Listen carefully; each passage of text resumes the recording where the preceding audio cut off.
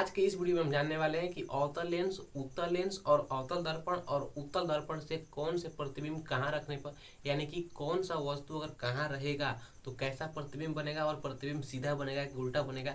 यानी कि यहाँ से ना क्वेश्चन पूछे जाते हैं और यहाँ से जो क्वेश्चन पूछे जाते हैं वो इम्पोर्टेंट होते हैं अगर आपके किसी भी एग्जाम की दृष्टि के लिए। तो आइए हम लोगों ने दर्पण और उसके उपयोग पढ़ लिए हैं और कौन सा लेंस कैसा होता है और लेंस कहाँ कहाँ पे उपयोग होता है इसका भी हम लोग पढ़ लिया पूरा विस्तार से। अगर आप लोगों ने वो वीडियो नहीं देखा है तो प्ले लिस्ट में वो वीडियो है, जाकर के देख लीजिए। नहीं, इस वीडियो के डिस्क्रिप्शन में भी वो वीडियो हमने डाल दिया है, तो वहाँ से आप लोग इसको देख सकते हैं। देखिए टॉपिक पे आते हैं। सबसे पहले अगर बात करें अवतल दर्पण के कि अवतल दर्पण का प्रतिबिंब कहाँ रहेगा तो कैसा प्रतिबिंब बनेगा और उसकी स्थिति क्या होगी। देखिए अगर अवतल दर्पण में वस्तु अगर अनंत पे है तो उसकी प्रतिबिंब कहाँ बनेगी तो फोकस पे बनेगी और उसकी जो प्रतिबिंब बनेगी ना वह वास्तविक यानी कि वह वास्तविक प्रतिबिंब बनेगी, लेकिन साथ ही उल्टा बनेगी। ठीक, अगर वस्तु अनंत पे है तो उसकी प्रतिबिंब फोकस पर बनती है ना, साथ ही उसकी प्रतिबिंब सीधा तो बनती है लेकिन उल्टा बनेगी। उसके साथ ही प्रतिबिंब बहुत ही छोटा बनेगा, यानी कि वस्तु से बहुत ही छोटा रहेगा उसका प्रतिबिंब। ठीक, अगर वही वस्तु कहाँ पे है फोकस पे, यानी कि अगर वही वस्तु फोकस पे है तो उसकी प्रतिबिंब कहाँ बनेगी अनंत पे। देखिए अनंत पे है तो वस्तु फोकस पे बन रही है, अगर वस्तु फोकस पे है तो कहाँ बनेगी वो उसकी प्रतिबिंब तो अनंत पे बनती है, लेकिन अनंत पे बनती है और उसका प्रतिबिंब हमेशा ही वास्तविक और उल्टा बनता है। अवतल दर्पण की खास बात है कि उसका प्रतिबिंब वह कहीं भी रहे, केवल ध्रुव को छोड़ के उसकी प्रतिबिंब में हमेशा कैसी बनेगी तो वास्तविक और उल्टा बनती है। इतना आप लोगों को माइंड में सेट करना है। देखिए अगर हम बात करें कि अवतल दर्पण की जो प्रतिबिंब है वह फोकस पे रहेगी तो उसका साइज क्या होगा तो बहुत ही बड़ा, यानी कि वस्तु से बहुत ही बड़ा बनेगा उसका प्रतिबिंब। ठीक, अब देखिए अगर वस्तु केंद्र पे है तो उसका प्रतिबिंब केंद्र पर ही बनेगा लेकिन वास्तविक और उल्टा बनता है। लेकिन साथ ही केंद्र पर वाले वस्तु की जो प्रतिबिंब बनती है उसकी साइज में कोई भी परिवर्तन नहीं होता है और उसका जो साइज होता है वह बराबर बनता है, यानी कि जिस प्रकार का वस्तु रहेगा उसी प्रकार की उसकी साइज भी रहती है। ठीक, लेकिन अगर वस्तु केंद्र और अनंत के बीच में है ना, अगर वस्तु केंद्र और अनंत के बीच में है तो उसकी वस्तु फोकस और केंद्र के बीच में बनेगी। अगर वस्तु केंद्र और अनंत के बीच में है तो उसकी जो प्रतिबिंब बनेगी वह फोकस और केंद्र के बीच में बनेगी, लेकिन वास्तविक और उल्टा बनती है। ठीक, लेकिन छोटा बनेगा, यानी कि यह देखिए यहाँ पे ना छोटा यहाँ पे भी है, छोटा यहाँ पे भी है, लेकिन यह वस्तु से बहुत छोटा होगा और ये थोड़ा सा छोटा होगा, यानी कि इसके साइज में कम परिवर्तन होंगे। ठीक, अब देखिए अगर वस्तु फोकस और केंद्र के बीच में है तो उसकी जो प्रतिबिंब बनेगी वो केंद्र और अनंत के बीच में बनेगी, लेकिन वास्तविक और उल्टा बनेगी। यानी कि अवतल दर्पण में हमेशा से कैसी प्रतिबिंब बनती है तो वास्तविक और उल्टा प्रतिबिंब बनती है। ठीक, लेकिन उसका जो साइज होगा वह कैसा होगा तो बड़ा होगा। देखिए बड़ा यहाँ पर भी है, बड़ा यहाँ पर भी है ना, लेकिन यहाँ पे जो है वह कम बड़ा है, मतलब कि थोड़ा सा उसमें परिवर्तन होगा ना, लेकिन यहाँ पे बहुत बड़ा है, लेकिन वस्तु से बहुत ही बड़ा प्रतिबिंब बनता है ना। ऐसे लवलोल टाइप का ऐसे ऐसे बनेगा, ऐसे बनेगा, ऐसे ऐसे, मतलब कि ऐसे भी बनता है वहाँ पे। ठीक, अब देखिए इतना हो गया। अगर वस्तु ध्रुव पर है और यानी कि ध्रुव और फोकस के बीच में है, अगर वस्तु ध्रुव और फोकस के बीच में है तो उसका प्रतिबिंब कहाँ बनेगा तो दर्पण के पीछे बनता है, मतलब कि जो भी हमारा अवतल दर्पण है उसके पीछे बनेगा। लेकिन ध्रुव पर वाले प्रतिबिंब ना हमेशा कैसे बनते हैं काल्पनिक बनते हैं, यानी कि वह यानी कि इमेजिनेशन इमेज होते हैं। ठीक, काल्पनिक होते हैं लेकिन वह बड़ा होता है। अगर वस्तु ध्रुव पर है यानी कि केवल ध्रुव पर है तो उसका जो प्रतिबिंब बनेगा ध्रुव पर ही बनेगा लेकिन काल्पनिक बनेगा, साथ ही उसके साइज में कोई भी परिवर्तन नहीं होगा ना। तो ये अवतल दर्पण के पूरा है ना, इसको आप लोग एक स्क्रीनशॉट ले लीजिए। ठीक, अब हम लोग बात करते हैं अपने उत्तल दर्पण की कि उत्तल दर्पण का प्रतिबिंब कैसे कहाँ पे रहेगा तो कैसा प्रतिबिंब बनता है उसमें। उत्तल दर्पण में अगर वस्तु अनंत पे रहेगा, यानी कि अनंत मतलब समझते हैं पूरा दूर, यानी कि अनंत पे रहेगा तो वस्तु फोकस पे बनेगी। देखिए अवतल दर्पण पे भी यही होता था, अगर वस्तु अनंत पे है तो वस्तु फोकस पे बनेगा, लेकिन उत्तल दर्पण में भी अगर वस्तु अनंत पे है तो वस्तु कहाँ बनेगा तो फोकस पे। लेकिन अवतल दर्पण में क्या होता था कि वस्तु वास्तविक और उल्टा बनता था, और इसमें क्या होता है कि वस्तु काल्पनिक और सीधा बनता है। ठीक, वस्तु काल्पनिक और सीधा बनता है। अवतल दर्पण में भी वस्तु बहुत छोटा बनता था और उत्तल दर्पण में भी वस्तु बहुत छोटा बनता है। ठीक, अगर वस्तु अनंत पे रहे तब। अगर वस्तु ध्रुव और अनंत के बीच में प्रतिबिंब है वह बनेगी कहाँ दर्पण के पीछे।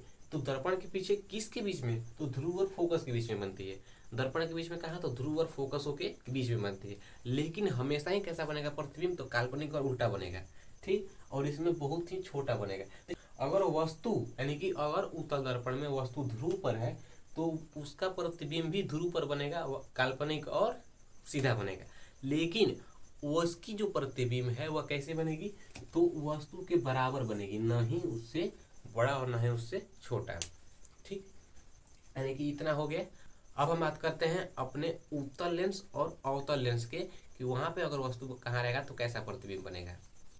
देखिए अगर हम बात करें कि अब उत्तल लेंस का प्रतिबिंब कहाँ कहाँ बनता है, कैसे कैसे बनता है।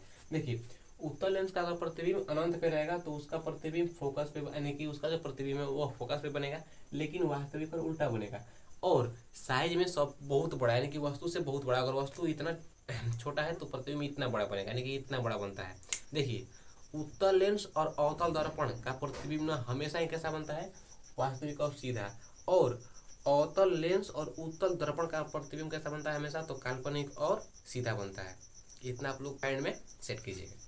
देखिए अगर वस्तु अनंत पे है ना, और अगर वस्तु अनंत और 2f डैश ना, ये 2f डैश यानी कि दूसरी फोकस ना, यानी कि जो माइनस में है, यानी कि दर्पण के पीछे वाली फोकस ना, तो वहां पे प्रतिबिंब जो बनता है वो फोकस और दर्पण के पीछे वाली फोकस पे ना बनता है। और साथ में ही वस्तु के जो प्रतिबिंब है वह